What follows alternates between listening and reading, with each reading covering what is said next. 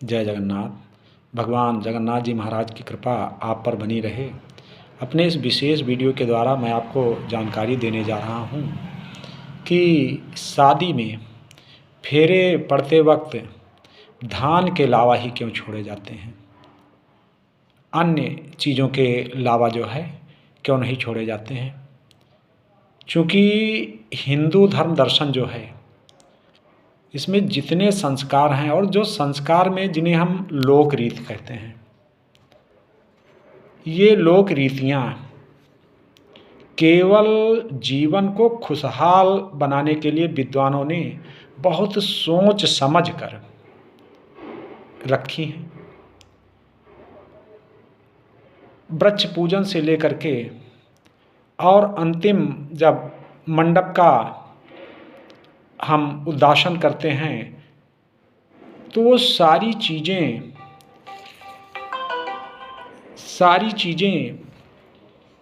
वैज्ञानिकता लिए हुए हैं। सारी चीज़ों का विशेष महत्व है। यदि हम एक एक चीज़ का विवेचन करें तो आप सोचेंगे कि हमारे विद्वान कितने महान थे, किस तरह से हमेशा मानव कल्याण के लिए चिंतन करते थे, मानव कल्याण की बातों का सृजन करते थे। तो जब बारात जाती है तो सबसे पहले वर पक्ष से कुछ मंगल द्रव्य कन्या पक्ष के घर की तरफ भेजा जाता है, जिसे हम लोग भाषा में आशय भेजना के नाम से जानते हैं। तो जब वर पक्ष का नाई कन्या पक्ष के पास उसको लेकर जाता तो उसका आशय ये है, इसीलिए उसको आशय कहते हैं कि वर पक्ष इस आशा में आता है, संबंध जोड़ने की आशा में आता है।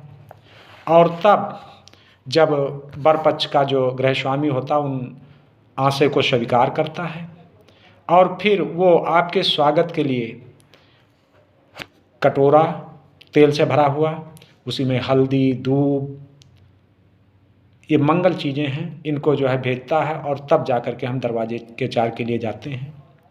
और जब विवाह संस्कार होने लगता है तो विवाह में मुख्य 3 ही चीज़ें मानी जाती हैं: कन्यादान, भांवर और सप्तपदी। तो जब भांवर पड़ने लगती है तो कन्या का भाई धान के लावा जो है कन्या के हाथ पर, अपनी बहन के हाथ पर जो है डालता है।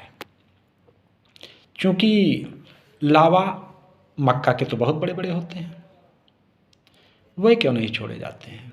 धान के लावा ही क्यों जो है विवाह संस्कार में डाले जाते हैं? ध्यान से आप सोचें, गंभीरता से विचार करें।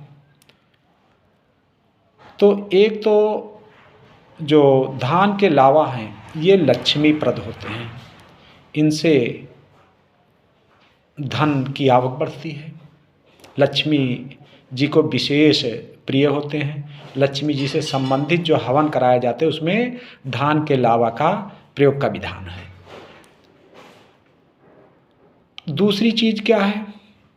आप देखते हैं धान के लावा जब आग में तपाए जाते हैं, भाड़ में भूजे जाते हैं, कढ़ाई में भूजे जाते हैं, उसके बावजूद वो अपना छिलका, धान की भूसी जो होती है उसको नहीं छोड़ते हैं। धान के लावा में धान की भूसी लगी रह जाती है। अर्थात पति पत्नी का जो रिश्ता है ऐसा रिश्ता होना चाहिए कि चाहे जितनी विषम परिस्थिति आ जाए, चाहे जितना दुख सहन करना क्यों ना पड़े, लेकिन हम जिस तरह से धान की भूसी धान के लावा को नहीं छोड़ती है, उसी तरह से पति पत्नी आपसी संबंधों को टूटने ना दें, आपसी संबंध टूटने ना पाएं। इस धान के लावा का ये भी आशय है। जय जगन्नाथ।